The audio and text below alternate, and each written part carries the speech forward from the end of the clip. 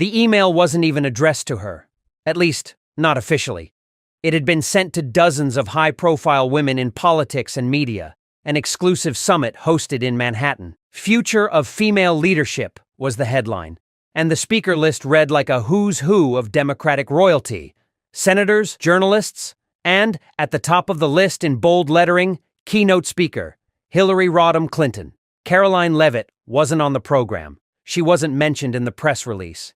And yet, the email had still found its way into her inbox. Possibly by mistake, possibly by design.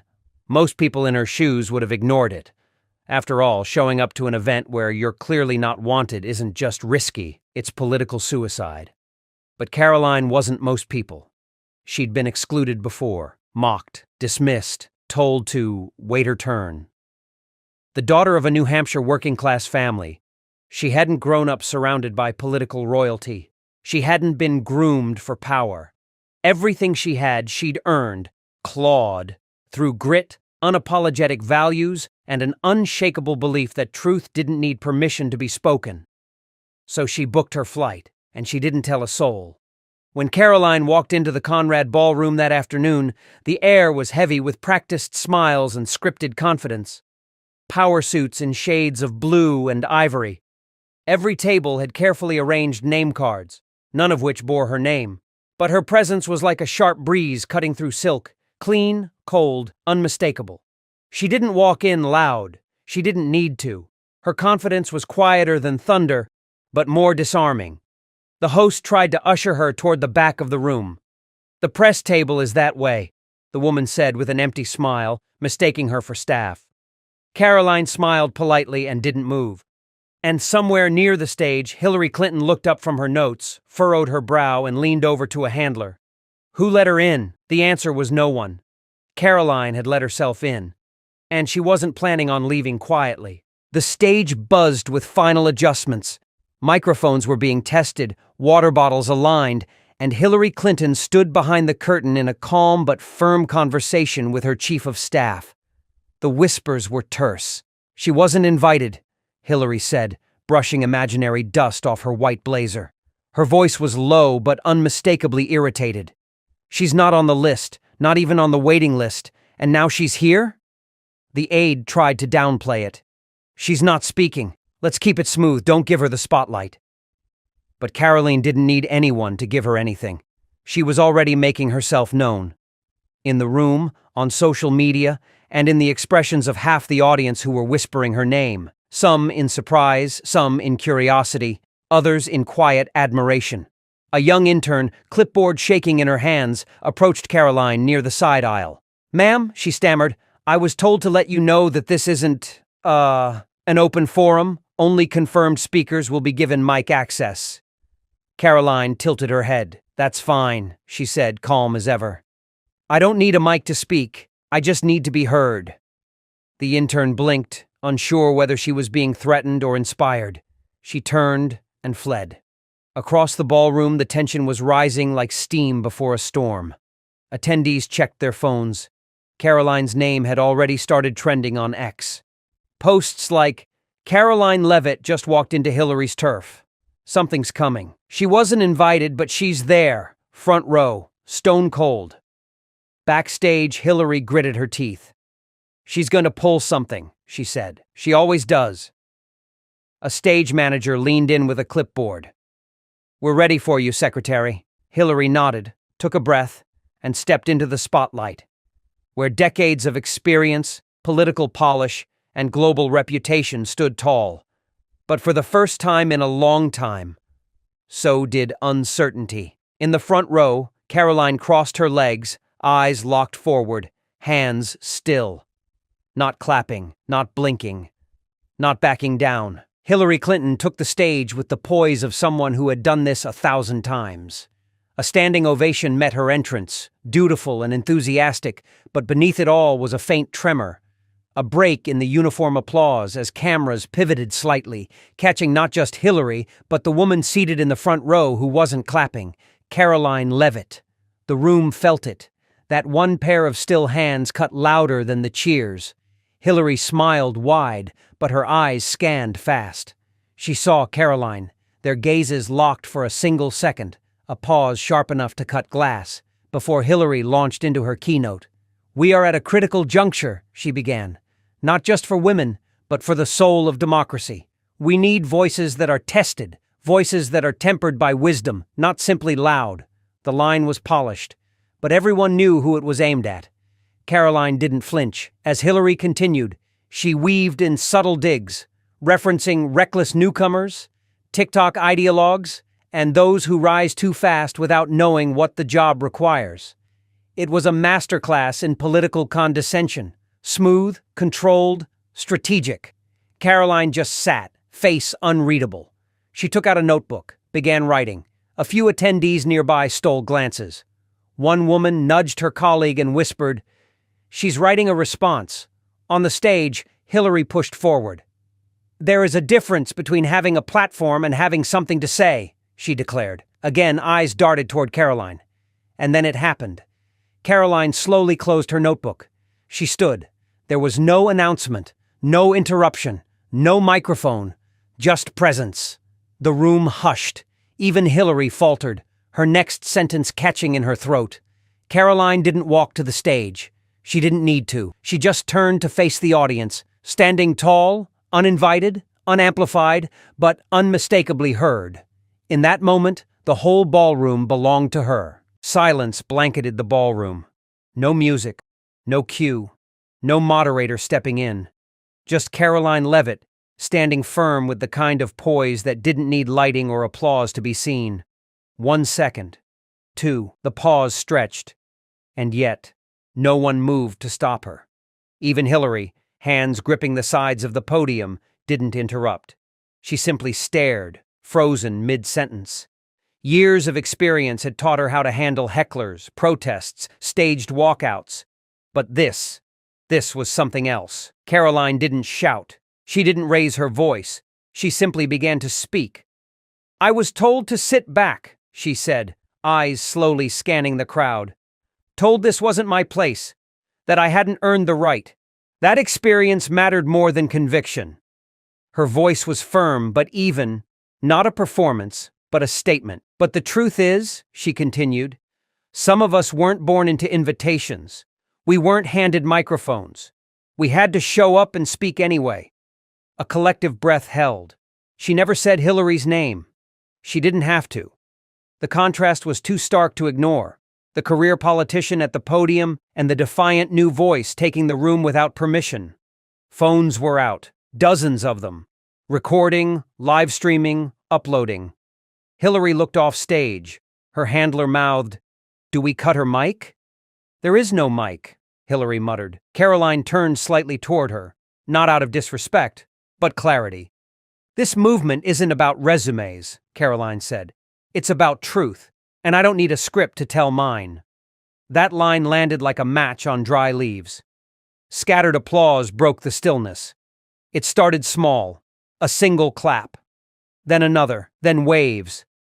The kind of slow build that wasn't orchestrated by a program but earned, raw and real. Hillary's fingers tightened. Karoline nodded once, then sat down, not dramatically, not like a victor, just finished. And for the first time in her career, Hillary Clinton realized she'd lost a room without losing the mic. The applause didn't stop. In fact, it grew. What had begun as a few hesitant claps quickly rolled into a full wave, not of formality, but of instinct. Attendees weren't reacting to a program, they were reacting to a moment. And in political circles, moments like these were rare. They couldn't be orchestrated, only seized. Karoline Leavitt hadn't been on the speakers list, but now she was the only name people were saying. Backstage, a comms director whispered to Hillary, "We're losing control of the narrative." Hillary clenched her jaw. "No," she said. "We take it back. She doesn't close this event." "I do." She walked back to the podium, smile practiced, voice steady, but her eyes betrayed urgency. "Thank you, ladies," she said into the mic, trying to reclaim authority. "We appreciate all voices, even the unexpected ones, but today is about experience and continuity." There it was, the pivot. The soft condescension wrapped in diplomacy. But the crowd wasn't buying it. Karoline, still seated and silent now, had shifted something deeper than a room's attention. She'd cracked the illusion that access equals power, that if you don't hold the mic, you can't shape the message. Women in their 40s and 50s leaned in. Young interns mouthed wow to each other. Even a few CNN producers on the edge of the room started taking notes not on Hillary, but on Karoline. Someone whispered, "She didn't even speak for 5 minutes, and she flipped the whole room." Outside the venue, social media had exploded. Karoline Leavitt showed up uninvited and stole the summit. This is the first time Hillary's been publicly outshined in her own lane. Mic drop, and she didn't even have one. And then came the headline. Breaking on political blogs and Twitter feeds, Clinton's summit hijacked by rising conservative star. Leavitt's unscripted rebuttal goes viral. The summit wasn't over, but for many watching, the main event had already happened. Hillary Clinton tried to continue. She pushed through the remainder of her speech, but it landed flat. Her lines, once delivered with gravitas, now felt distant, like reading an outdated script after the curtain had already fallen. Each applause line earned less response. Each rhetorical pause was met with silence. The summit wasn't derailed, it had been rewritten, and the new author hadn't asked for permission.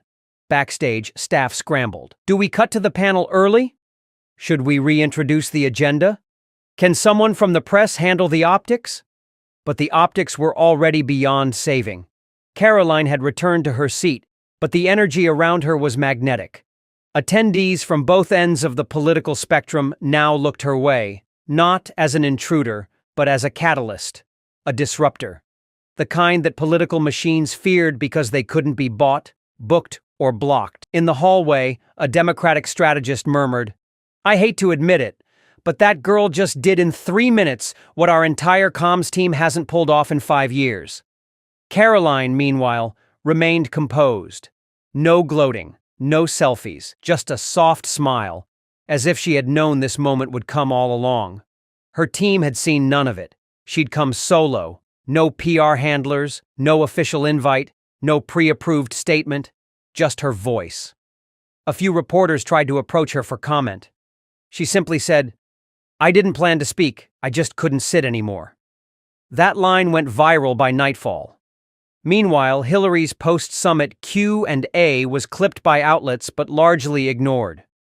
The story had shifted, and the algorithms were merciless. One name rose above all others. Karoline Leavitt. In D.C., phones buzzed, advisors whispered.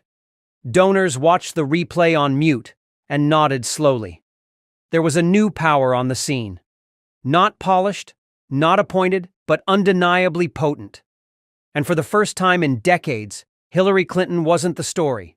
She was the scene that set up someone else's. The applause had faded, but the ripple Karoline left behind still stirred the room. Hillary Clinton had taken her seat again, lips pressed into a thin line. She tapped her manicured fingers against the table, her gaze frozen on Karoline as if recalibrating the battlefield. This wasn't just a breach of etiquette, it was a threat to her carefully controlled narrative. Karoline stepped away from the mic without looking back, but her words still echoed in the minds of everyone present. Her message hadn't been wrapped in political correctness. It wasn't rehearsed or calibrated for polling data. It had been raw, human, and exactly what the room didn't expect. Behind the stage, Hillary's chief advisor leaned in. "We need to respond." She hijacked the summit. Hillary's eyes narrowed. She exposed it. The rest of the day went by in a blur of strategic meetings. Clinton's PR machine was already churning, pushing quotes to media allies, crafting the narrative that Karoline had been disrespectful, divisive, even dangerous. They knew how to reframe defiance as arrogance and conviction as instability. But Karoline wasn't waiting for the backlash. She was preparing for it. In a quiet room, away from the cameras, she sat with her team, surrounded by laptops and a flurry of vibrating phones. Offers had already started rolling in. Conservative podcasts, independent platforms, even a few unlikely invitations from moderate liberal hosts who recognized what had just happened. Something real. "She's going to play the dignity card," her campaign manager said. "Frame you as unprofessional." Karoline nodded. "Let her, because I'm not here to fit her mold." And then she looked straight into the lens of her phone and hit record. No studio lights, no makeup team, just her, sitting by a plain wall, speaking calmly but firmly into the camera. They say I disrupted something. I did. I disrupted silence. They say I was rude. I wasn't. I was honest. They say I should have stayed in my seat. But if I had, none of you would have heard me. It wasn't a press release. It wasn't spin. It was a declaration. Within minutes, the clip was on every social feed. Within an hour, it had hit over 2 million views. Young women shared it with the caption, "This is how we speak now." Parents forwarded it to their college-age kids. Even political opponents were forced to admit, whatever your politics, this was power. And while Hillary's team scrambled to coordinate their next move, one of her own staffers accidentally left a live mic running backstage. "Do we even control the room anymore?" the aide whispered. The answer, unspoken but clear, "Not if Karoline's in it." The following morning, every major news outlet carried the same phrase in some variation. Karoline Leavitt hijacks Hillary Clinton's forum. But the public didn't read it that way, because they had seen it. The full video of Karoline's uninvited speech, shot by an attendee's phone, had been uploaded to multiple platforms. Not clipped, not edited. Raw. And what millions saw wasn't a woman interrupting. It was a woman intervening. She hadn't barged in. She had stepped up when no one else would. Inside campaign war rooms, strategists cursed. Karoline's video had done more in 2 minutes than most passes managed in a year. Even worse for them, it had crossed demographics. Women who didn't align politically with her still admired the conviction. College students who had never voted were suddenly Googling her name. Independent voters posted side-by-side clips of Hillary's polished remarks versus Karoline's raw statement, and the contrast spoke volumes. She didn't just look younger, she looked free. Hillary Clinton's team rolled out surrogates on news panels. The word reckless began trending, but only among legacy commentators. On TikTok and Instagram, younger voters captioned her video with things like, "This is what leadership looks like in 2025? One user stitched a slow zoom close-up of Karoline's unwavering stare and wrote, "She didn't blink, neither will we." Meanwhile, Karoline was already 2 steps ahead. She turned down major interviews, turned away the glamour circuits. Instead, she opted for a small town hall in Ohio, a room of 200 people, folding chairs, no teleprompter. There, she said, "If I can be silenced by scheduling, then so can your story.